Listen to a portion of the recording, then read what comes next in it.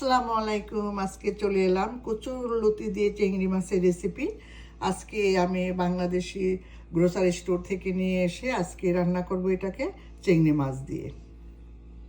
সরিষার তেল দিয়ে রান্না করব। দিয়ে দিলাম সরিষার তেল, রসুন কুচি দিয়ে দিলাম। রসুনগুলিকে আমি একটু বড় করে কেটে নিয়েছি।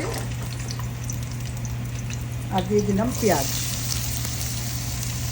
এই পর্যায়ে আমি দিয়ে দেব মশলা। এখানে আদা রসুনের পেস্ট, কাশ্মীরি লাল মরিচের পাউডার একটু কালারের জন্য। আর এই মশলাটা আমি সব মশলা একসঙ্গে করে এটাকে আমি ব্লেন্ডার করে দিচ্ছি। ভাঙ্গায় আনছি বাংলাদেশ থেকে।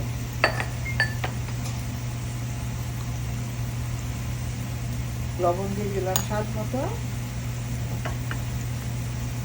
একটু পানি দিয়ে মশলাটাকে আমি এইভাবে নেড়ে চেড়ে আমি সরিষা দিয়ে দিই। যেহেতু আমি সরিষা দিয়ে রান্না করব,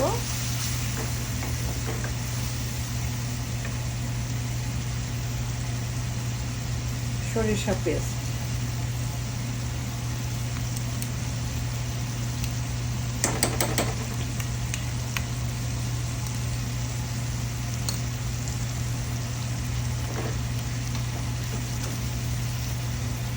সরিষা দিয়ে লতি আমার মনে হয় প্রায় মানুষই আমরা বাংলাদেশিরা খাই। এক একজনে এক এক ধরনের রান্না করে, আমি আমার মতো রান্না করতেছি। অল্প একটু পানি দিয়ে মশলা আর সরিষাকে ভালো মতো একটু কষিয়ে নেব।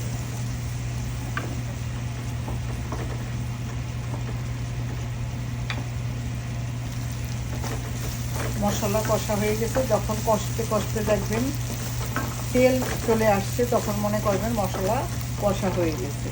এখন আমি চিংড়ি মাছ দিয়ে দেবো। এগুলি বাংলাদেশি চিংড়ি মাছ, আমাদের এখানে বাংলাদেশি দোকানে পাওয়া যায়।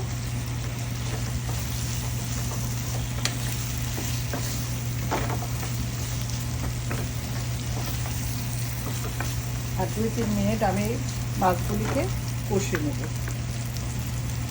চিংড়ি মাছ কষার পরে দিয়ে দেবো কচুরলতি। কচুরলতিগুলিকে আমি ভালো মতো অনেকক্ষণ পর্যন্ত ভিজিয়ে রেখে তারপর ঝরা দিয়ে এইভাবে রান্না করি। তারপর ফ্রোজেন থাকে অনেক ধরনের প্রিজারভেটিভ দেয়, তো পানিতে অনেকক্ষণ ভিজায় রাখলে আমার কাছে মনে হয় একটু ভালো হয়।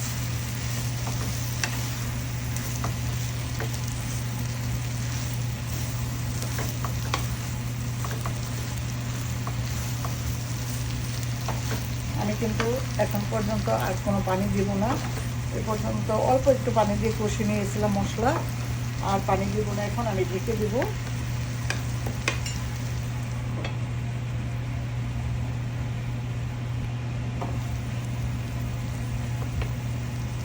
মাঝখানে আমি একবার নেড়ে দিয়েছিলাম। এখন আমি পানি দিয়ে দেব। সুন্দর মতো আমি কষিয়ে নিয়েছি। অল্প পানি দেব, খুব বেশি একটা না।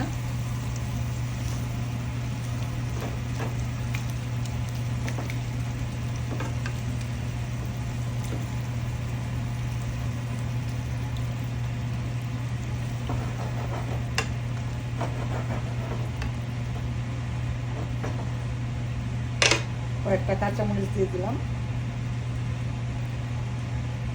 আবারও ঢেকে দিলাম 2 মিনিটের জন্য। ধনিয়া পাতা দিয়ে দিয়েছি অল্প, আর একটু জিরা পাউডার দিয়ে দিলাম। ভাজা জিরার গুঁড়াটা, এটা দিলে ফ্লেভারটা খুব ভালো আসে। তো এই তো আবার হয়ে গেল চিংড়ি মাছ দিয়ে কচুরলতি। ভালো লাগলে অবশ্যই ট্রাই করবেন। তো ভালো থাকেন, সুস্থ থাকেন। খুদা হাফেজ। আসসালামু আলাইকুম।